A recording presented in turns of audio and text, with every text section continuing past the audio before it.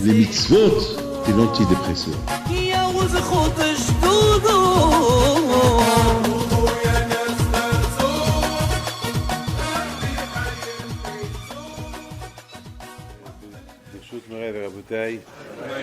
Je voudrais faire un petit cours de Torah. Léon Schmatz, notre ami, qui nous a quittés subitement, quelqu'un de là qui est là, Rabbi Eliyahu Ben Reina. Shti Shmato Began Eden. Étant donné que demain je ne suis pas là, je voyage en Israël ce soir, donc c'est pour ça que j'ai tenu à dire quelques mots, Léon Shmato. Ça me rappelle toujours, il était là, il s'assoit toujours en face. Toujours lorsque je parlais, il était là, je le voyais, il me regarde, nous respectait, on le respectait. Et malheureusement, il est parti subitement. Et hier soir, j'ai parlé avec ma femme, et j'ai dit à ma femme que si Dieu veut, cette semaine, j'irai le voir après mon retour d'Israël, j'irai le voir. Si je ne me trompe pas, elle m'avait dit, mais pourquoi tu ne vas pas le voir maintenant? Je lui ai dit, bon, si Dieu veut, à mon retour. Bon, à mon retour, il sera déjà sur la terre, il sera déjà enterré. Et je voudrais vous rapporter une Gemara qui dit comme ça, dans Masrit Nedarim.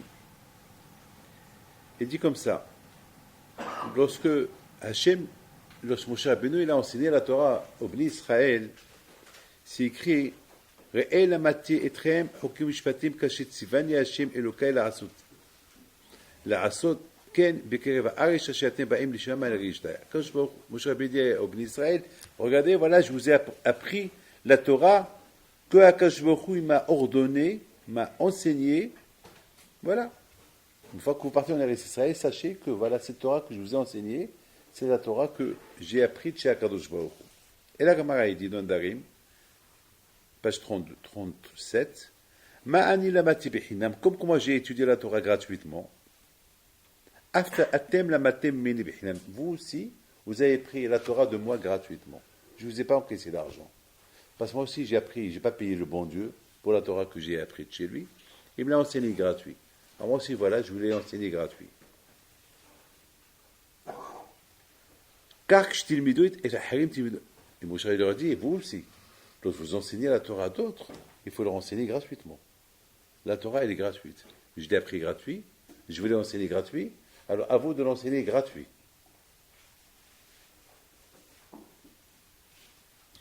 Et la raison, elle est simple.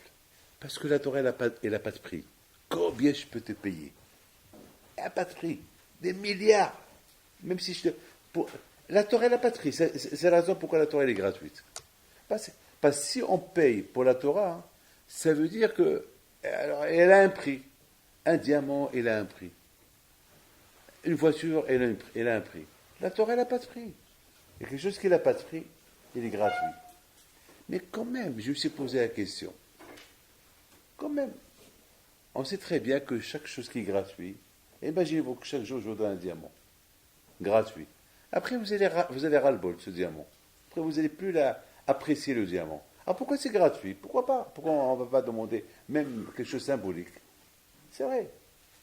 On sait très bien que tout ce qui est gratuit, le problème que nous avons avec le bon Dieu, c'est parce qu'il nous a tellement donné tout gratuit, et à la fin, on lui a donné un coup de pied.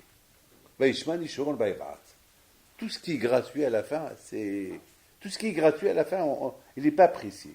Alors pourquoi quand même, Akadosh Baruch Hu, alors, comment on va comprendre? C'est vrai, la Torah, elle n'a pas de prix.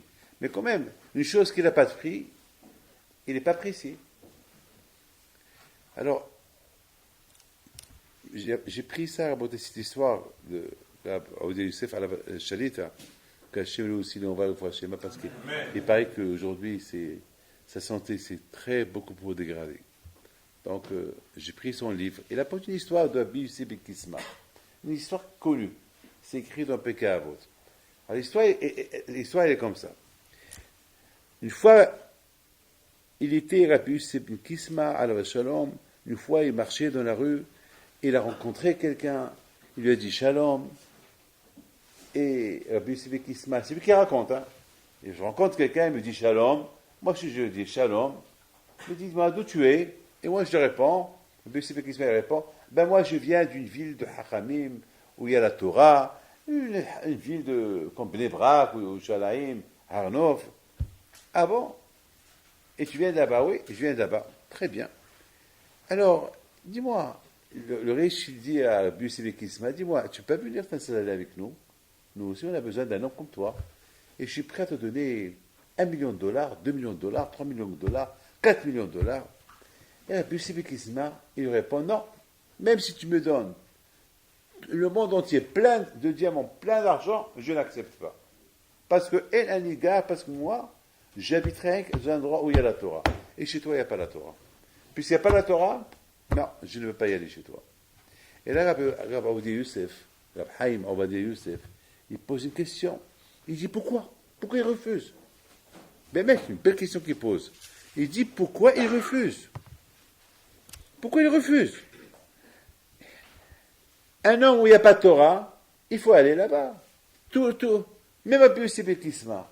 Et là, si la ville où il était, il n'y avait pas la Torah, il ne serait pas à BCP Kisma. Le contraire, il faut aller là où il n'y a pas la Torah pour apporter la Torah.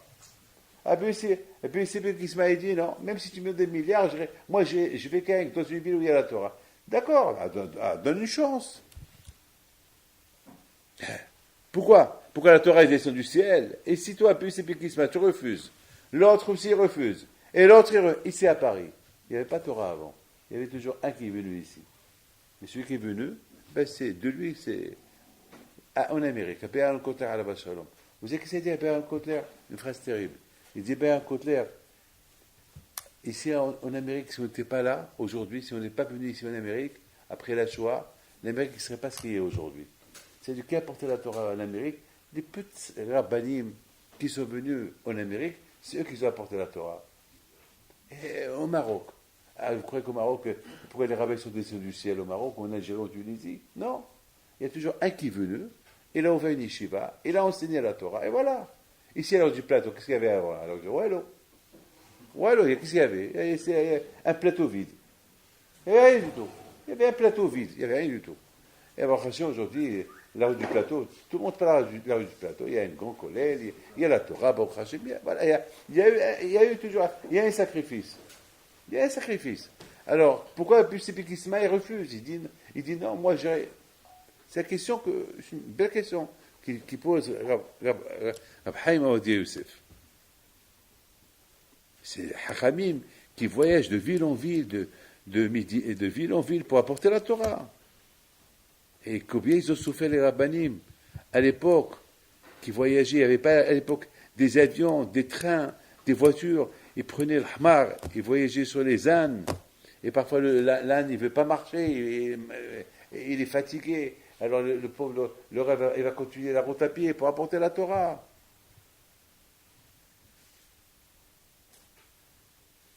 Alors comment on peut expliquer à BCP Kisma qui dit non, moi je vais habiter dans un endroit où il y a la Torah. Là où il n'y a pas la Torah, j'habite pas. Ça va, il n'y a pas de Torah là-bas, alors toi tu vas porter la Torah. Et la question que moi j'ai ajoutée, c'est que BCP Kisma, vous savez ce qu'il dit à ce riche? Il dit, tu me proposes de l'argent, mais qu'est-ce que je vais faire avec ton argent? Et je vais le prendre avec moi un jour, et je vais le prendre avec moi au tombeau. Mais un homme qui meurt, il prend rien du tout avec lui. Et alors moi je me suis posé des questions. Pourquoi il répète ça?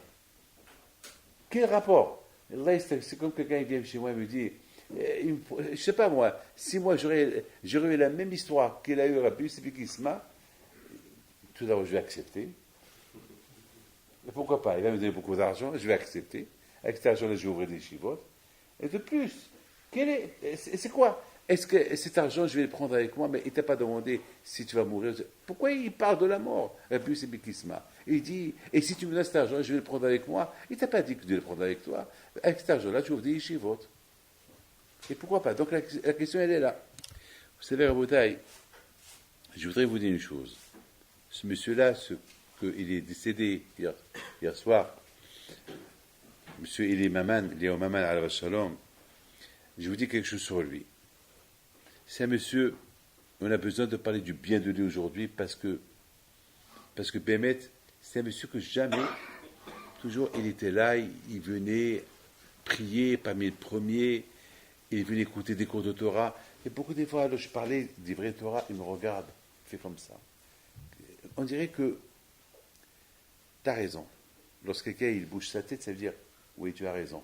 C'est pas. Beaucoup de fois, on écoute, on parle, et il y a quelqu'un, les gens qui écoutent, il ne faut pas de signe qui sont d'accord. Lui, beaucoup de fois, je le regardais comme ça, en face, il a baissé les yeux. Kilo, il avait quelque chose à dire, bon Hachem, peut-être que j'ai quelque chose à me reprocher, alors pendant 100%, chaque fois que je parlais, il faisait teshuva. 100%. Il faut savoir une chose à la bataille. La Torah, elle n'est pas facile. Pour étudier la Torah, comme quelqu'un m'a dit hier soir, un jeune qui est là avec nous maintenant, il est là. Il m'a dit hier soir, il m'a dit, Rabbi David, je ne sens pas que j'étudie comme avant. Alors j'ai dit, mais attends, t'es fou quoi? C'est après les fêtes. Après les fêtes, on se renforce. Il m'a dit, Rabbi David, je sais c'est après les fêtes, mais je ne sais pas, je suis un peu halal, je suis un peu faible. Je ne sais pas, je suis un peu faible. Je n'ai pas l'enthousiasme d'étudier.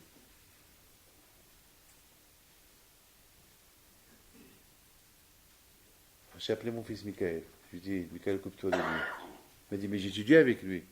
Je lui ai dit, mais tu as une responsabilité. Il se sent un peu faible. Mais tant qu'il se sent faible, il faut le mettre à jour. Allez, il a besoin. On n'a pas le droit de laisser quelqu'un s'affaiblir. On a une responsabilité. Les amis, il faut savoir une chose. Que la Torah, on ne peut pas acquérir la Torah avec l'argent. La Torah, c'est avec souffrance. Vous savez, mes amis, et venir étudier la Torah le dimanche, alors que tout le monde s'amuse, le Shabbat alors que tout le monde dort, le soir qu'on est fatigué. C'est pas, mes amis, c'est pas facile. C'est pas facile. La Torah, au moment que quelqu'un veut étudier la Torah, ou prendre un cours de Torah, c'est là que le tzara, elle est là. La Torah niknit et s'achète avec souffrance. Or, ce riche-là, il propose à Rabbi Yosef Kisma, viens, je te donne des milliards, et viens chez nous. Il n'a pas aimé l'idée, je te donne des milliards, et viens étudier, et viens nous enseigner la Torah. On ne peut pas enseigner la Torah avec des milliards. Si déjà tu veux m'acheter avec des milliards, alors ça veut dire que ma tête, elle va être dans l'argent, ma tête, elle ne va pas être dans la Torah. C'est ce qu'il n'avait pas aimé Rabbi Yosef ben Kisma. Rabbi Yosef ben Kisma, il n'a pas été séduit par l'argent. Beaucoup de fois, on est séduit par l'argent. Dès qu'on entend l'argent, on est séduit par l'argent. Rabbi Yosef ben Kisma, alav shalom, lui qui était un grand Tana, lui qui était toujours, était ami avec des rois de l'époque, ami avec des gens importants de l'époque. Rabbi Yosef ben Kisma, que lui, une fois était riche, il a laissé toute la richesse de son père pour aller étudier la Torah. Rabbi Yosef ben Kisma, voilà, maintenant, on lui propose de l'argent. La première réaction qu'il a eue dans sa tête, on me propose beaucoup d'argent. On ne m'a pas proposé un salaire. Si on aurait proposé un salaire, peut-être il aurait dit oui, mais on lui a proposé beaucoup d'argent. Avec ces beaucoup d'argent qu'on lui a proposé, comment tu veux qu'il enseigne la Torah avec beaucoup d'argent qu'on lui a proposé? Sa tête, elle va être dans l'argent.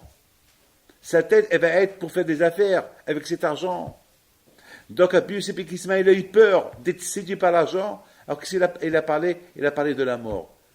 Ça veut dire que pour renforcer son idée, pour ne pas qu'il tombe dans le piège de l'argent, il dit, hey, you see, il s'est dit à lui, you see, attention que tu tombes dans le piège, cet argent, tu ne vas pas le prendre avec toi.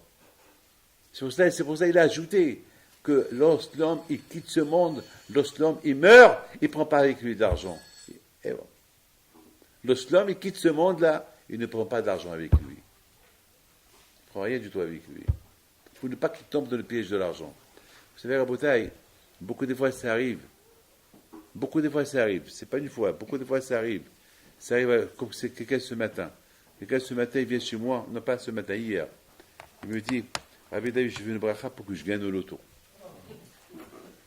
Il m'a dit, il n'y a que le loto qui peut me faire sortir de mes problèmes. J'ai plein de problèmes. Et je lui ai dit, viens, on va faire un calcul, toi et moi. Combien d'argent tu as besoin? Il m'a dit, j'ai beaucoup d'argent. Je lui ai dit, viens, on fait un calcul. Combien tu as besoin? On a fait un calcul, lui et moi, c'est Shabbat. On a vu qu'il a besoin 50 000 euros. Je lui ai dit, pourquoi alors, tu veux le loto, tu veux gagner combien?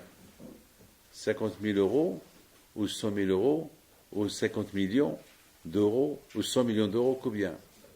Ah ben, qu'est-ce qu'il me répond? Il me répond, bon, déjà, pour payer, pour me mettre à jour, et le plus, c'est pour bien vivre. Je dis, ah ben, c'est très facile, hein. Je dis, tu sais? Je dis, regarde-moi. Il me regarde. Je dis, moi, j'ai besoin de beaucoup d'argent, des centaines de milliers d'euros par mois. Et j'ai jamais prié à Kadosh Baruch Hu, fais-moi gagner au loto. J'ai jamais. Pourquoi? Parce que moi-même, David Pito, j'ai peur de l'argent. J'ai peur que si je gagne beaucoup d'argent, je vais tout délaisser. Je vais être séduit par l'argent. Une fois dans ma vie, j'étais tenté une fois dans ma vie, il y a 8 ans. Lorsque quelqu'un avait un grand problème d'argent, il devait vendre une de ses affaires à 800 millions d'euros à l'époque. Et s'il a passé 800 millions d'euros, il risquait de perdre des milliards d'euros parce qu'il devait payer les banques. Et je me rappelle, c'était un vendredi, j'étais au Mexique. Il m'avait dit, Rabbi David, qu'est-ce que je dois faire? Il faut d'ici mardi, il faut que j'ai cet argent-là, il faut que je vends cette affaire qui se trouve à tel endroit. Voilà, ils veulent acheter, mais voilà, il y a un problème, je ne sais pas quoi faire. Et j'ai commencé à réfléchir. Et je dis, ici, je te fais une bonne baracha et tout va réussir. Tu peux m'aider? Mais dit, je vous donne ce que vous voulez. Je dis, combien? Je dis, combien? Combien tu me donnes? Il m'a dit, ce que vous voulez. Je ne veux même pas vous parler des chiffres. J'ai dit, donnez-moi 2 heures de réflexion. Il y avait avec moi Léon Haddad. Et je parlais avec Léon Haddad. Je dis, qu'est-ce que tu penses, Léon? Il m'a dit, Rabbi David, si vous demandez ça, vous allez faire au moins 40 yeshivot. Là, vous avez de l'argent, de quoi vivre, de les faire vivre. Je dis, et si je fais rien du tout? Et si je suis tenté? Et si je garde l'argent pour moi? Et si je fais ça pour moi? Et qui me dit? Qui me garantit? Qui me garantit? Non, Rabbi David, vous. Je dis, oui, Rabbi David, moi. Mais qui te dit que moi? Qui te dit? Et à la fin, j'ai pris la décision de rien lui demander. J'ai dit, je lui donnais même un conseil. Fais ça, et Dieu est grand. Et mardi, l'affaire était signée. Moi, j'ai rien gagné dans l'affaire. Mais ce que j'ai gagné une chose qui est plus importante que ça. Que j'ai fait ce qu'il a fait à Rabbi Yosef Kisma. Exactement. Ce qu'il a fait à Rabbi Yosef Kisma, c'était une lumière, un phare, une lumière pour nous tous. Rabbi Yosef Kisma aurait pu dire oui. Il a dit non. Pourquoi il a dit non? Parce qu'il s'est vu faible. S'il a cet argent-là, il ne va pas accomplir sa mission. Au lieu qu'ils ont lancé la Torah à d'autres, peut-être il va s'occuper à faire son business. Et la Torah qu'il va transmettre, il ne va pas la transmettre gratuitement, il ne va pas la transmettre bien. Donc il s'est dit, ce n'est pas la peine. En bouteille, finalement, j'ai rien perdu dans l'affaire, le compte que j'ai gagné. Que j'ai gagné, voilà. Bon Hachem, je travaille, et je continue à travailler, et je ramasse de l'argent, et je reçois les gens, et je continue à avoir dollar plus dollar, et et voilà, je vis de jour en jour. C'est mieux comme ça que d'avoir cash une grosse somme d'argent, et j'ai aucune garantie qu'avec cet argent-là, je peux faire ce que je suis en train de faire aujourd'hui. Alors, vous avez écouté très bien, et je termine. La Torah, elle est gratuite. Elle est gratuite. Mais c'est à toi de la mettre en valeur. À toi de la mettre en valeur. Moshe Rabbeinu alav shalom, qu'est-ce qu'il a dit au peuple d'Israël? Akadosh Baruch Hu m'a donné la Torah gratuite. Et je l'ai mis en valeur. Comment je l'ai mis en valeur? 40 jours, 40 nuits, je l'ai étudié. Il n'y a pas de prix à la Torah. Et Moshe Rabbeinu, il a dit, voilà, je vous ai enseigné la Torah, à vous le travail de la mettre en valeur. Parce que la Torah en elle-même, elle n'a pas de prix. Pourquoi? Parce que si je vous dis à vous, je vous enseigne la Torah, il faut me payer. Déjà la Torah, le Tzara, il ne veut pas que vous étudiez la Torah. Et surtout, si je vous donne de l'argent pour me payer pour étudier la Torah, vous allez me dire non. Bien sûr, vous allez me dire non. Mais la Torah, elle est gratuite, mais à vous de la mettre en valeur pour se dire plus tard, cette Torah, elle n'a pas de prix. C'est pas à moi de décider c'est quoi le prix de la Torah. Parce que le prix de la Torah en elle-même, elle n'a pas de valeur. Mais quand même, on a dit tout à l'heure, mais quand même, pour l'apprécier, il faut un prix. Eh ben, à toi de l'étudier, et lorsque tu vas l'étudier, tu vas l'apprécier, et de plus que tu vas l'étudier, et de plus que tu vas l'apprécier, tu vas voir que la Torah, elle n'a pas de valeur. Elle a aucune valeur. Comme ce monsieur-là, comme Rabbi Youssef, je termine avec ça, comme Rabbi Ephraim Margolis. Rabbi Ephraim Margolis, à la Shalom, une fois, il était en train de faire étudier la Torah, et c'est sa femme qui s'occupe de ses affaires. Et voilà, il y a un monsieur qui vient chez lui, qui dit à la femme, Madame, aujourd'hui, j'ai une affaire que je peux traiter qu'avec votre mari, pas avec vous. Il n'y a que votre mari. Alors, elle lui dit, Monsieur, vous savez que mon mari, il est spécial, hein? Lui, il veut pas toucher aux affaires. Il est en train d'étudier. Mais je t'en prie, fais-moi un service. Je voudrais bien faire cette affaire avec. Parce que ton mari me comprend, et avec lui, je vais marchander. Avec lui, on se comprend. Il a dit, mais bon, il va chez elle. Pardon, la femme, elle va chez lui. Elle dit à son mari, Ephraim, il y a un riche qui veut traiter qu'avec toi. Alors, je t'en prie, Ephraim, est-ce que tu peux venir signer l'affaire avec lui? Et le Rav, il dit à sa femme, ma femme, tu sais bien que pendant l'étude, moi je connais rien du tout. En plus, depuis quand moi je traite des affaires? Les affaires, c'est toi. Je sais tout des entre tes mains, c'est à toi. Mais il ne veut pas traiter avec moi, il veut traiter qu'avec toi. Eh bien, je peux pas, tu m'excuses, je peux pas. Moi, je suis en train d'étudier, je peux pas. Ça veut dire que je suis en train de faire des affaires avec la Torah. La Torah, ça s'appelle Esek. La Torah, ça s'appelle business. Ta'amah kitov sahra, il dit Shlomo Ameler. Lorsque tu goûtes la Torah, c'est du commerce. Si tu gagnes, c'est quelque chose à gagner. En plus, l'argent, tu le gagnes, tu le laisses là. La Torah, tu la gagnes, tu la prends avec toi. Il y a quelqu'un qui part qui me dérange. Alors, il sort dehors ou il se tait. Donc, à Boutaï, elle est partie, elle est rentrée chez elle déçue. Vraiment déçue. Le soir, elle rentre le mari à la maison. La femme, elle lui fait la tête. Elle lui fait la tête. Elle lui dit, qu'est-ce que tu as? Ben, je lui dis, voilà, on va être esclave toute la vie, parce que là, aujourd'hui, j'ai raté la plus belle affaire de la vie, parce que tu es resté têtu, tu n'as pas voulu venir traiter avec le monsieur. Il dit, ma femme, écoute-moi ma femme, est-ce qu'un homme mort, il peut faire des affaires? Il dit, un homme mort, non? Il dit, écoute-moi, c'est écrit dans la Torah, Adam ki amut ba'oel, un homme qui meurt dans une tente. Et Haram lui dit, c'est quoi un homme qui meurt dans une tente? C'est-à-dire qu'un homme qui étudie la Torah, il faut qu'il se considère comme un homme mort. C'est-à-dire, par rapport à la Torah, il est mort. Donc, lorsque j'étudie la Torah, je suis un homme mort. Alors, plus je suis un homme mort, lorsque j'étudie la Torah, qu'est-ce que tu veux que je fasse le business? Je suis en train de vivre avec la Torah. Toi, tu me parles d'argent. Qu'est-ce que tu me parles d'argent? Tu me parles d'argent, alors moi, je suis en train de faire le plus gros business du monde. La Torah Kedusha, ça se comprend avec nous. Ce Eliyahu alav shalom qui nous a quittés hier soir, eh ben, ce qu'il va prendre avec lui, c'est les cours de Torah qu'il a étudiés et ce qu'il a entendu. C'est ça qui a appris. Et bien sûr, les souffrances qu'il a eues pendant ces 3 mois-là, mitato kaparato.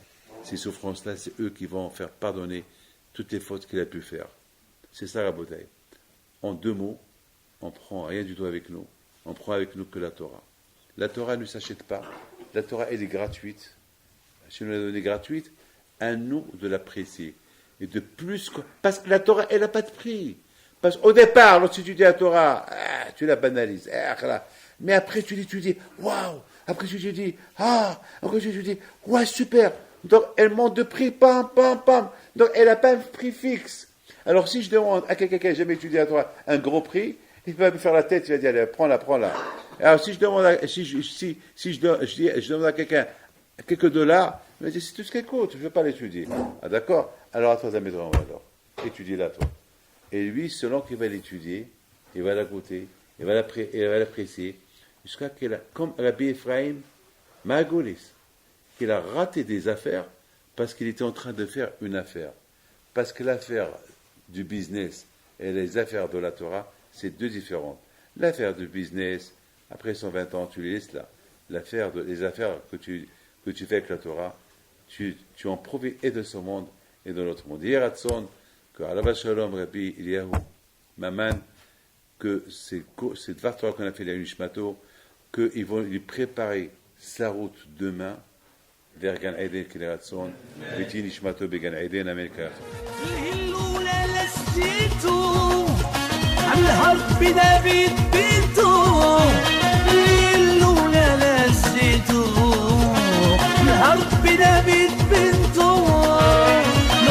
العيالات صغرتو